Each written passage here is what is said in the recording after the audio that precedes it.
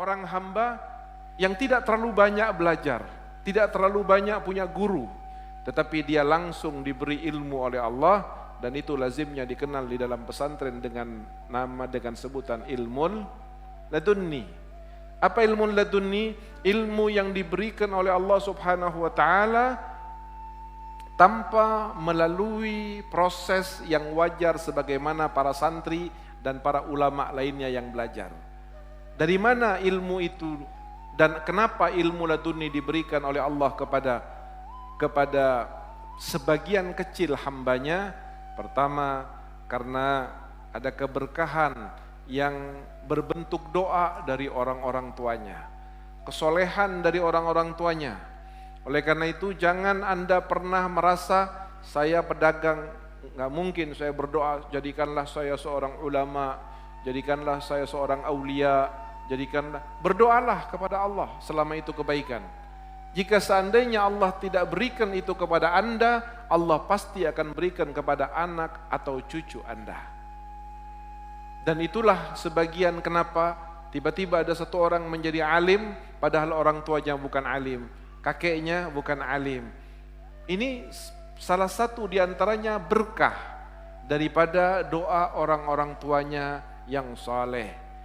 Dan ketika orang-orang tua yang soleh tapi bukan alim berdoa, lalu kemudian Allah merahmati dengan doanya kakek itu, maka ketahuilah sesungguhnya rahmat Allah akan menyentuh sampai 7 keturunan. Demikian juga laknat Allah. Hati-hatilah kita sebagai orang tua, karena perbuatan kita kadang-kadang ketika itu mengundang laknat Allah, dan Allah menjadi melaknat kita, na'udzubillahi min dzalik, maka laknat itu sering kadang-kadang sampai membekas kepada 7 turunan daripada anak-anak kita.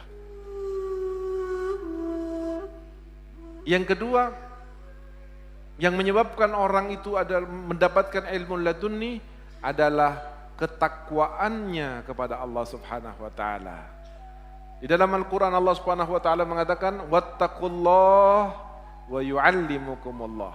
Bertakwalah kamu kepada Allah, maka Allah akan mengajari kamu. Cara Allah mengajari sungguh sangat luar biasa sekali. Kadang-kadang jika Allah mau ayyaqula lahu kun fayakun, pernah ada satu orang, dia seorang yang baik tetapi bebel otaknya. Dia menghafal sekarang satu hadis atau satu ayat, besok sudah lupa lagi. Sedih dia, tetapi dia tidak putus asa, karena dia melihat guru-guru dan ulama-ulama, dia berpikir yang menjadikan mereka ulama pinter, yang menjadikan saya orang bodoh yang bebal adalah Allah. Jika seandainya Allah mau, pasti bisa menjadikan saya seperti orang tersebut. Maka dalam bertahan dengan kesolehan dan istiqomahnya, selalu meminta dan berdoa kepada Allah Subhanahu wa taala sampai dan kemudian menempuh jalur pintas. Apa jalur pintasnya? Jalur pintas akhir zaman ini sering disebutkan oleh guru-guru kita dengan sholawat kepada Nabi Muhammad sallallahu alaihi wasallam. Karena terkadang susah mencari ulama yang soleh, mencari ulama yang mukhlis, susah mencari guru yang betul-betul murabbi, pendidik kepada anaknya. Susah mencari sekolah yang betul-betul menginginkan anak-anak menjadi pintar dan soleh dan tidak menginginkan uang masuk ke dalamnya. Kadang-kadang orang kesulitan di sebuah daerah mencari pendidik-pendidik yang mampu menjadikannya soleh dan alim, setidaknya soleh. Tetapi hanya kadang-kadang bagaimana target kompetensi menjadi segala-galanya. 1 tahun harus bisa ini, tahun kedua harus bisa ini, dalam ini harus hafal ini. Anaknya luar biasa dipacu, aklia, kecerdasannya, kemampuan berpikirnya, serapan ilmunya, tapi sering tidak diperhatikan bagaimana menjadi soleh hatinya, bagaimana menjadi orang yang takut kepada Allah. Dan hal yang seperti ini jika seandainya terjadi kepada seorang lalu kemudian dia tidak punya bakat untuk menjadi kesolehan, lalu kita mengajarinya dengan ilmu agama. Di dalam ungkapan lain Al-Imamul Ghazali mengatakan itu ibarat orang yang menjual pedang kepada perampok. Yang ketiga, untuk mendapatkan ilmu ladunni dari Allah Subhanahu wa taala adalah apa yang dikatakan oleh Nabi Muhammad SAW dalam hadisnya, man amila bima alima awrasahullahul ilma ma lam ya'lam. Barang siapa yang mengamalkan ilmunya dengan ikhlas, dia tahu ada salat sunnah qabliyah, dia amalkan. Dia tahu kalau mau tidur dia harus mengikuti sunnah Nabi miring dan wudu, dia amalkan. Dia tahu senyum kepada orang adalah merupakan sedekah, dia amalkan. Semua yang dia tahu dia amalkan dengan ikhlas. Semakin dia mengamalkan, maka semakin mendekatkan dia kepada ilmu ladunni. Sebab Rasulullah SAW sudah memberi kabar kepada kita, barang siapa yang mengamalkan apa yang telah dia ketahui dari agama, awrasahullahul ilma ma lam ya'lam, dia akan diberi oleh Allah ilmu yang tidak diketahui sebelumnya. Mudah-mudahan kita mendapatkan ilmu ladunni. Tetapi jangan lupa syaratnya. Syaratnya artinya kalau orang tua kita sudah wafat, kita yang berdoa. Yang kedua, jagalah takwa kepada Allah Subhanahu wa taala. Apa takwa kepada Allah?